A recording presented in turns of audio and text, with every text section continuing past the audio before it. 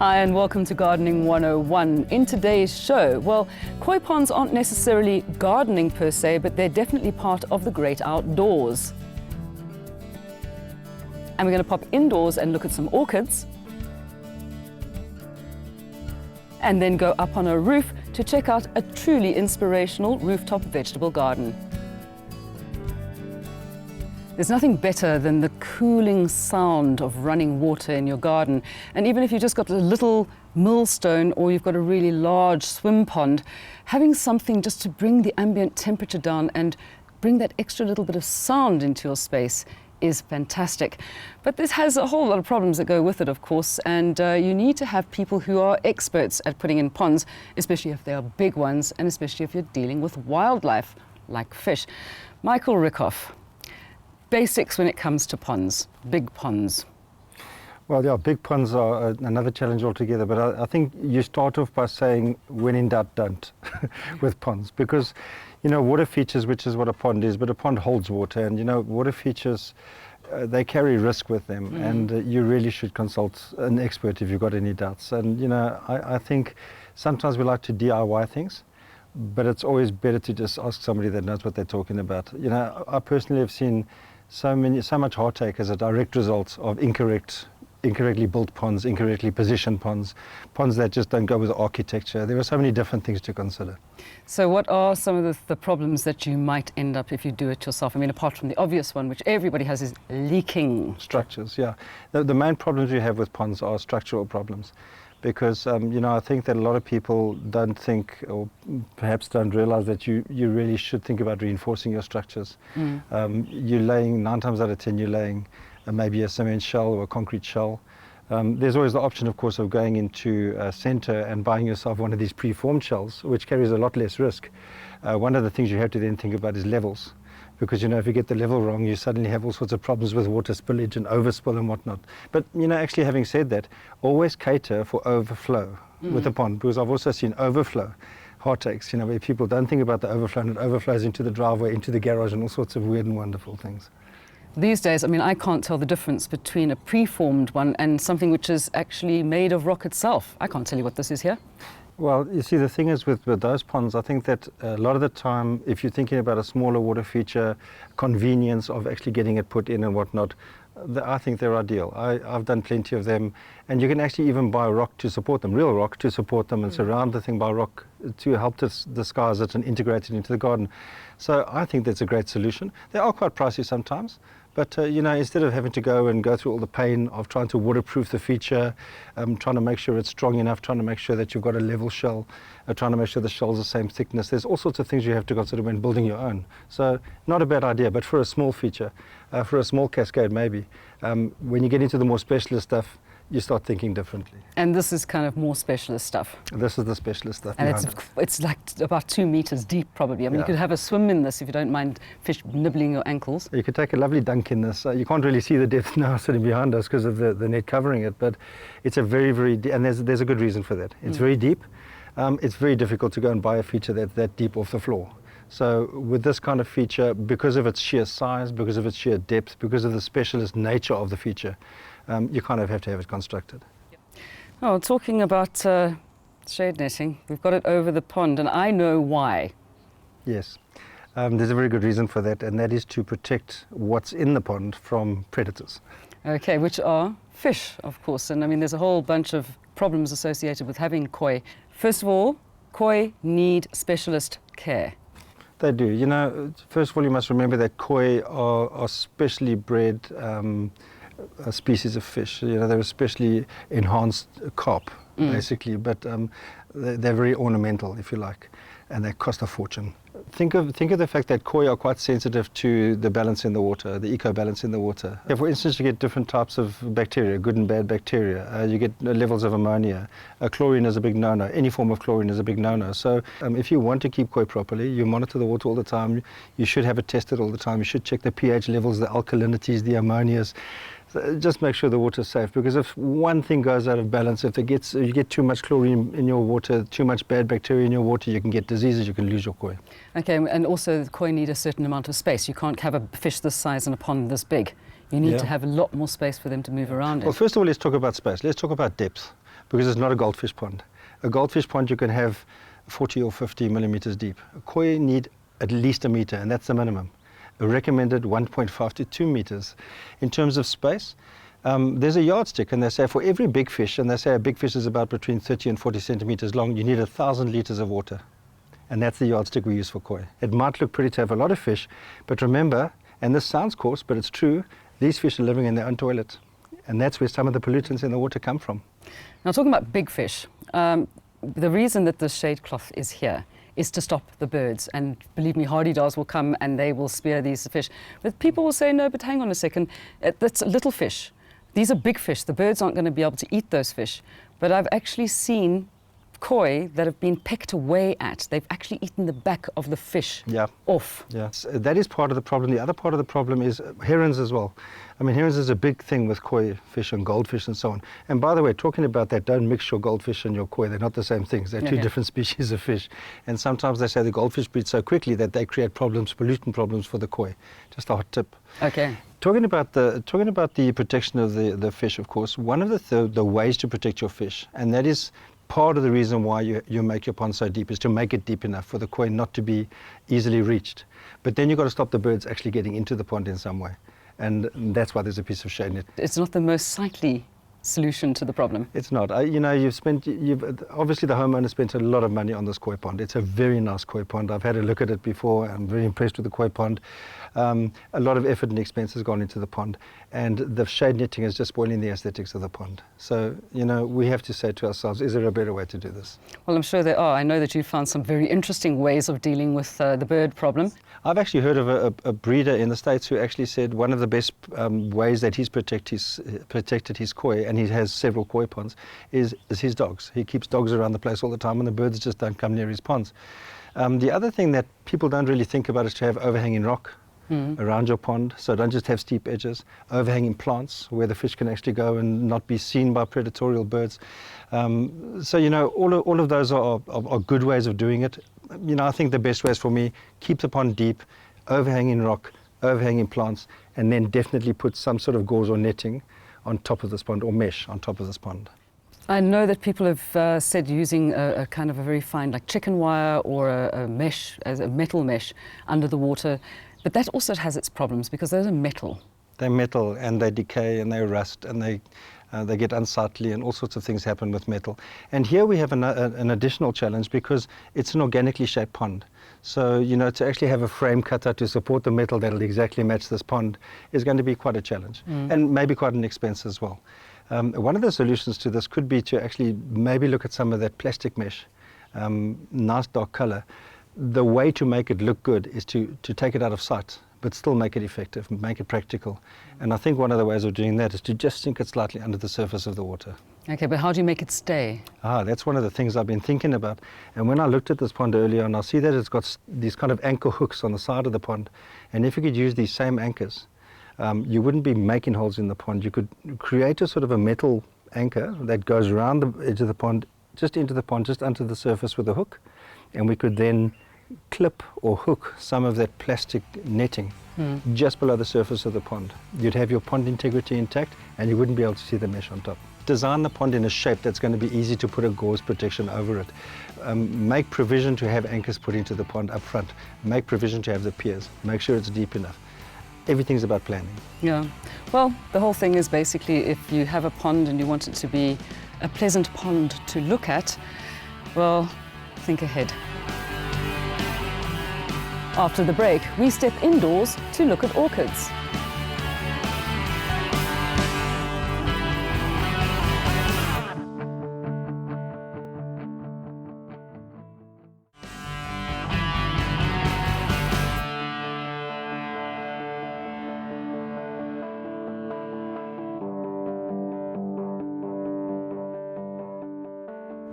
It was some 2,500 years ago that the Chinese were the first people to succumb to the charms of these beautiful plants, the family of orchids. But it was only in about the 19th century that the English caught onto it, and there were these people going all over the world trying to find these in Indiana Jones-like quests to bring back these flowering beauties to their own homes. Well, I'm sure that at some stage or another you've been given one of these. Yes, it's the good old stand-to for those moments when you're on your way to somebody's party and thought, oh, I haven't bought them a present. What am I going to do? Go past the garden centre and pick up a Phalaenopsis. Phalaenopsis, of course, come from the warm tropics of Asia. And in fact, you see these growing in the wild, in trees and all over the place in Southeast Asia. And I always think that this bright pink is the color of that particular part of the world. Now, Phalaenopsis, as you can see, these beautiful branching flowers over here, this lovely long stem. Have mentioned, of course, that you would use them possibly as an annual. Once they've stopped flowering, a lot of people tend to throw them away. You can force them to flower again, but you can speak to people or find out the information on the internet about it. They need to be inside. They are not exterior plants at all. They are definitely interiors, and they need to have a lot of good drainage as well as bright light. No direct sunlight, otherwise they will end up burning. Now, these spikes of flowers that you see here, they will last for weeks and weeks and weeks.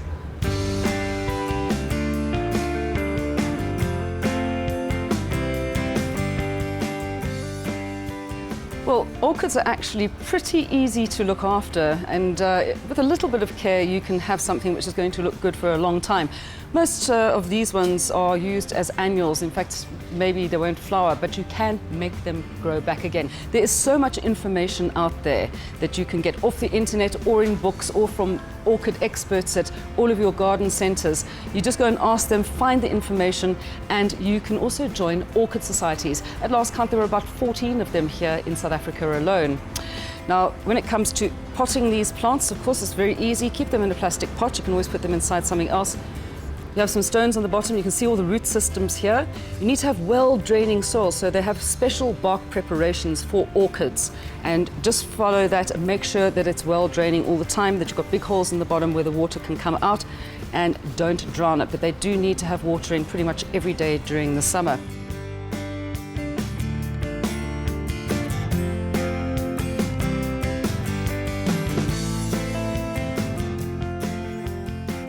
Orchids is the second largest family of plants after daisies, and you can understand why people love them. And daisies and orchids, what's not to like? Although some people might call them awkwards because they just don't get to grips with growing them. Cymbidiums, of course, are very, very easy to look after. They've got the fairly larger blossoms on them. Get those lovely long spikes with little flowers all the way up. These can be taken outside. I usually bring mine in winter time, but what you need to do is, when it's going to be the season when they're flowering, water them at night so that you can initiate a temperature drop so you can actually get these spikes of flowers. Now, one way of making sure that your plant is going to flower is to check on the foliage. They do like dappled light underneath trees, and they also prefer to have about 50 to 60% shade. So if you have a look at this and you see you've got a beautiful apple green leaf on the foliage, well, that's good because you're going to probably get flowers. If it's dark green, the chances are that you're actually not going to get any flowers coming off that plant at all, so change its situation. During the warmer months when they're actively growing, these can handle copious amounts of water. Do make sure, if they're in a pot or if you've got them in your garden, growing anywhere in fact, that they have enough water. And remember that they are gross feeders. If you want them to flower properly, make sure you give them enough fertilizer. Grow the type of orchid that's going to work well in your part of the country's conditions. Otherwise, you're going to be fighting a losing battle the entire time. So if you're down in KZN, of course, even though we see Phalaenopsis all over the country, these are the ones that are well suited for there, as long as you make sure that they are well drained, as we've mentioned before, along with Vandias as well. In Cape Town, I'd suggest going for the Dizers, and here on the Highveld, you'd be looking at the Cymbidiums, at Catalia and Oncidiums. When it comes to feeding all of these, well, this is gardening 101. Let's not make it difficult. All you need to do is go into your shop and get one of these. It tells you exactly what to do. It's the perfect thing to feed your plants with. Do it every second week during the growing season, and you're going to have some very, very happy plants.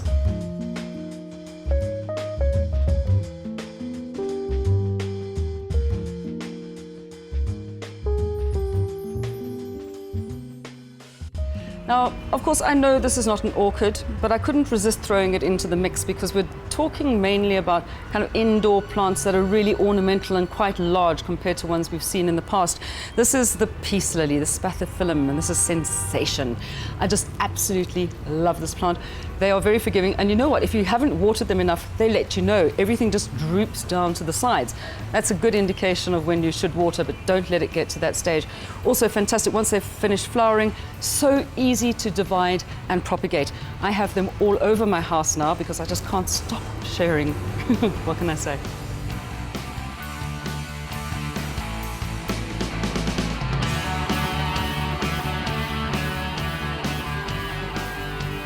Coming up next, we meet two people who are passionate about fresh veggies at the Saxon Rooftop Garden.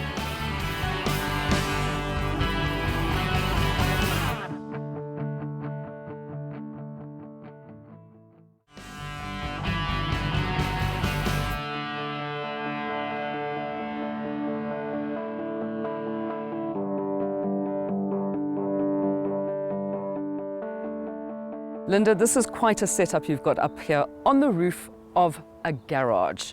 I believe that actually it's a really good way of greening a space, which has become law in certain countries. That's right, Mel. As a matter of fact, in Hong Kong and France, they want to make it part of the law where you have to have green roofs, etc. I think that it's a very useful thing to do because, as you can see, this is on top of a parking lot at a hotel. And at the end of the day, the space would be wasted. It's a perfect environment. It's exposed to the elements. You've got everything you need: fresh air, sunshine, water. Now, what went into actually setting this garden up? Because, I mean, it must have been quite a mammoth task. The garden itself is 450 square meters, so it doesn't sound big, but it is really big, as you can see. We brought up 18 tons of compost to start off with, organic compost. We had to bring them up a fire escape set of stairs because the beautiful deck over there at the back hadn't been built yet. So it was quite something. The paving stones got brought in. Everything is done according to measurement. Every single season we change the crops and we rotate them for organic gardening principles. So as you see it now, we're going into the summer season. All the structures have been put in different places. If you come here in autumn, you'll see that everything will have changed, simply because we need to keep up the health of the garden. As you know, with organic gardening, you have to use as many organic gardening principles as possible: crop rotation, companion planting, etc. So, people are catching on to the whole organic gardening thing, but there's a lot more that goes into it as well. Slow food has now become the new watchword. Slow food is an absolute buzzword. It is something that people are looking more towards in terms of connecting with sustainability. Slow food is about going back to your roots, using things that you have access to that doesn't come in via aeroplane. There's a very short distance from farm to plate. The environmental footprint is much, much lower.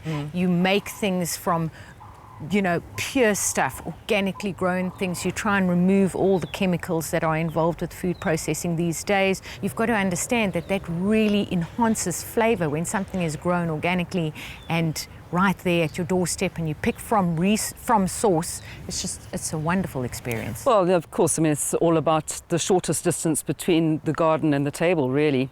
Absolutely. Yeah. And as a matter of fact, this garden is grown for the Restaurant 500. That's manned. The executive chef there is David Higgs, and he is big into slow food. He sources all his products, and that's why he loves using the produce from this garden. We never spray anything on here, organic or otherwise.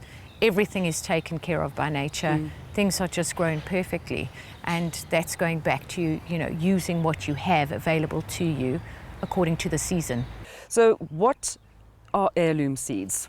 We import Franschoek B&B seeds, which are a heritage or heirloom variety seed. They've been around for 231 years, and they are proud to support something like heirlooms, which are things that are at least 100 years old. The variety itself needs to be at least 100 years old.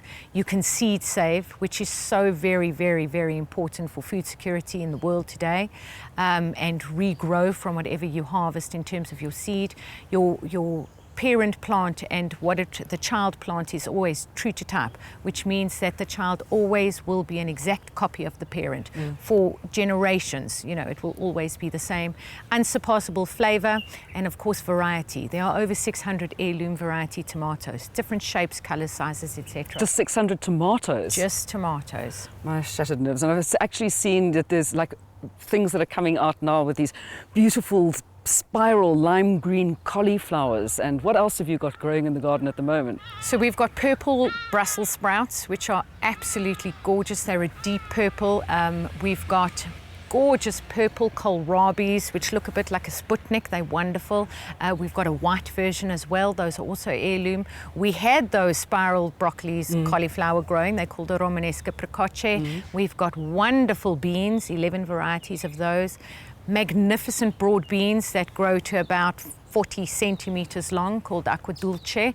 Climbers, dwarf beans, and what's so fantastic about beans is you can eat the flour as well. So if the flour produced is orange instead of the normal white, you can put that on the plate. It's edible, it's wonderful, it has a beautiful bean taste, and it livens up your plate, and you can do that with broad beans as well.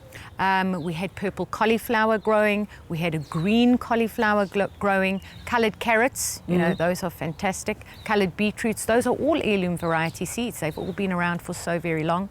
We've got 11 different varieties of tomatoes growing, still babies, but coming into the new season, that's what's good for summer. Well, it's nice to have fun food, not just slow food. Sexy food, as they say. Ah, that's the thing. There we go. Yes. Now we have all that wonderful food, we've got to find someone to cook it. Enter David Higgs, the executive chef at the Saxon Boutique Hotel. It's obviously becoming a big thing that people want to have their food organic and they want to have the freshest produce for their restaurants. Well, not just for their own home kitchens, but also for you as a restaurateur. So why did this whole thing come about, and this particular space as well? It's actually quite a crazy story. So I've been cooking on farms for probably the last 12 years. Wine farms in Cape Town, in Durbanville, in Stellenbosch areas, and I've never had my own vegetable garden. I had a couple of herb gardens and, you know, everything else. Anyway, so I come to Joburg and, you know, the big city, and I'm talking to one of the directors, and he says, I said to him, you know, I've always wanted my own garden. So he said, oh no, we can organise that. So I said, well, we don't really have the space. So no, we'll put it on the roof.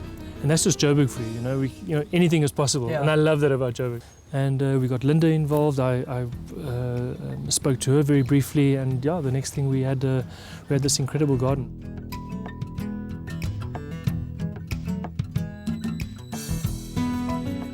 When you're designing a plate, or when you're trying to come up with a new dish or whatever, usually it's driven by protein. So, okay, we can get great lamb at the moment. What are we going to do with it?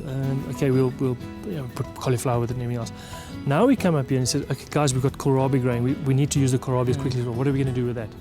So the vegetable becomes key, and we start building around that. And that's pretty cool. And the fact that the youngsters in the kitchen can come down, can pick the vegetables and serve it that same night and taste it. You know, if a rocket is bitter, it's bitter, and it's or sharp or peppery, you know.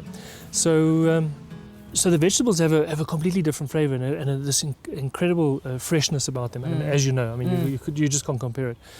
So everything, we use the leaves of the plants, whether it's a broad bean leaf, so we crisp them up and we actually serve them as a first course in a fine dining restaurant.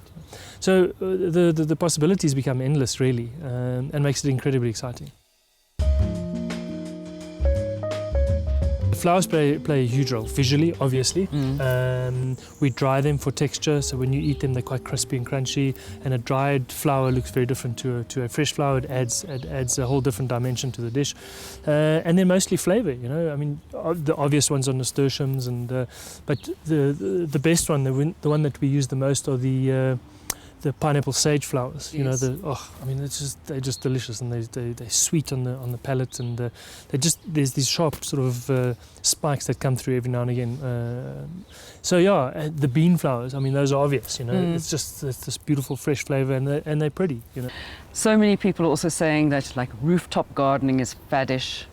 Do you think this is here to stay? Do you think it's going to grow? There's no way that this is a fad. I mean, this is reality. It's here and it works for us. You know, how can it be out of fashion next year? the fact that everything is fresh, it's coming out of the garden and we can serve it at night. I mean, it's impossible that it's a fad. It can't be, surely. Okay, so any aspirant chefs, advice for them out there? Grow your own? If you can, if you have the space, for sure. Things that will grow and grow easily, and you don't have to nurse too much. If you've got a little space, just do it. You know, just that little bit of a bit of a spark, and just even for your staff's sake, or your chefs that work with you, or whoever, to be able to pick something fresh and serve it in the night just makes a huge difference. Yeah. And apart from, of course, the fact that you can create amazing things around what is growing in season. 100%. Probably the biggest point. Well, that's it for this week. Next week, we get to the finer points of propagation.